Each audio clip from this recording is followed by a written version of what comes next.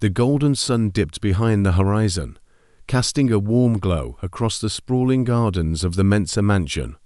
Daniel Mensah sat alone on the balcony, his glass of wine untouched. He had built an empire with his bare hands, climbing from poverty to wealth. His home was a fortress of luxury, filled with laughter, servants, cars, and fine things.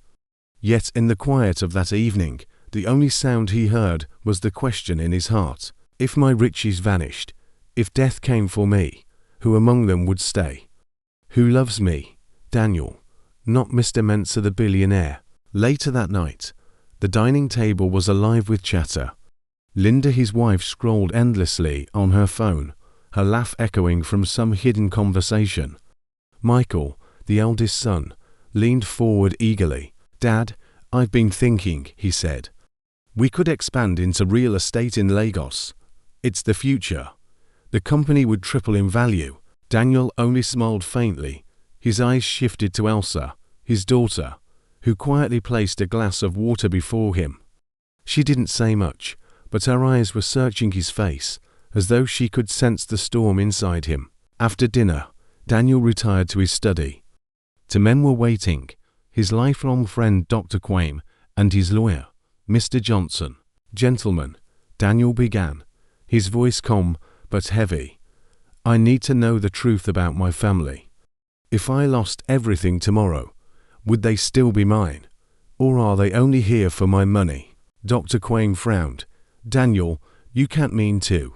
"I do," Daniel cut in. "Quaim, you will tell them I am dying. 6 months left. Johnson, you'll begin drafting my will. I must see their true colors." The lawyer adjusted his glasses and nodded. The plan was in motion. A few days later, the family gathered in the living room. The air was thick as Dr. Quaim's words fell like stones. "Mr. Mensah has a rare illness, I'm afraid. 6 months is all he has." Linda gasped, clutching her husband's arm. Tears filled her eyes as she whispered, "No, Daniel, no. I'll never leave you. We'll fight this together." Michael's arms wrapped around his father. "Don't worry, Dad. I'll take care of everything. The company, the family, you can rest." Elsa sat silently, her small hands slipping into her father's. "I'll be here every day. Daddy, you're not alone." Daniel's eyes glistened, but in his heart, he whispered, "Time will tell." The first weeks were filled with love. Linda prepared his favorite meals, sitting by his side with prayers. Michael rose early, visiting the office, speaking with managers. Elsa's presence was constant. She read to him at night, sang softly, and brought fresh flowers each morning. It was almost perfect, almost. By the 3rd month, the mask began to slip. One evening, a trusted worker leaned close to Daniel. "Sir, your son, he's been hosting parties with company money. Lavish ones, cars, women, drinks, it is everywhere." That night, Michael strode into the mansion, his laughter loud, a brand new sports car key dangling in his hand. "Dad, relax," he said with a grin. "Everything's under control." Daniel only watched silently. Linda, too, had changed. The kitchen no longer smelled of her cooking. Meals were prepared by servants, if at all. She spent hours on her phone, whispering in corners. One night, Elsa climbed the staircase and froze. A man she had never seen before slipped out of her mother's room. "Mom, who was that?" she asked softly. Linda's face hardened. "Don't ask questions, Elsa." But Elsa's voice broke. "Mom, please, let's take Dad abroad. There must be a treatment, please." Linda's reply was sharp, almost cold. "Why waste the money? He's already made his will. Soon, everything will be ours." Elsa's heart cracked. That night, she cried silently beside her father, whispering through her tears, "Daddy, don't give up. I still believe in you." Daniel's gaze lingered on her. He said nothing. But in his silence, he saw her heart. By the 6th month, the house was unrecognizable. Michael flaunted his new wealth, parading friends through the halls, carelessly signing company checks. Linda dressed in expensive new clothes, her laughter echoing late into the night with her lover. Only Elsa remained faithful. She fed him, wiped his brow, whispered prayers into the night. She was his light. Then, one quiet morning, Dr. Quaim delivered the final blow. Mr. Mensah has passed away. The wails filled the house. Linda's cries pierced the air, though her eyes glistened strangely. That very night, Elsa heard the clink of glasses, her mother's laughter mingling with another man's voice. Michael didn't shed a tear.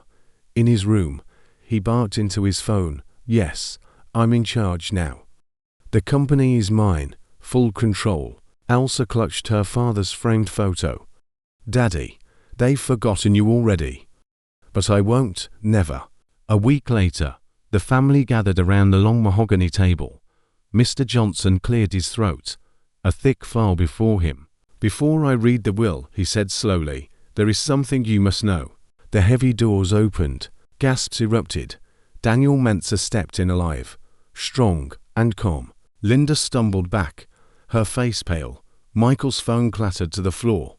Elsa's cry broke the silence as she rushed into his arms. "Daddy," she wept, "you're alive." He held her close, then faced the others. "I was never sick. This was a test to see you truly loved me, not for my money, but for me." The room froze. His eyes softened as he turned to Elsa. "My daughter, you stayed. You cared, you believed, even when all hope seemed gone. You are my true blessing, an angel and my God sent." Elsa's tears soaked his shirt as she held him tighter. His gaze shifted to Michael. "My son, I handed you responsibility. You squandered it, lavish parties, careless spending. You wanted power, not family. You failed me as a son, and I am disappointed in you as my boy." Michael's lips trembled, his head bowing in shame. Then Daniel turned to Linda. His voice was steady but sharp. "Linda, the woman I once loved, you betrayed me. You brought strangers into this house while I was still alive. You mourned me by day, but by night you celebrated with your lovers. You counted my wealth before my grave was even dug. I am disappointed in you as a wife and the mother to my children." Linda's voice cracked. "Daniel, please, Enough." His hand rose. "I've spoken with my lawyer. The will has been changed. Everything I own, my companies, my houses, my money goes to Elsa, my true daughter, who stood by me. I am divorcing you, Linda, and Michael. I am disowning you as a child. You will build your life from the ground up. I cut you off." The silence was deafening. Linda collapsed into her chair, stunned. Michael's hands trembled as they covered his face in shame and fear. Only Elsa stood strong, her hand locked in her father's. From that day forward, father and daughter walked a new path. Together, they rebuilt the empire stronger than before.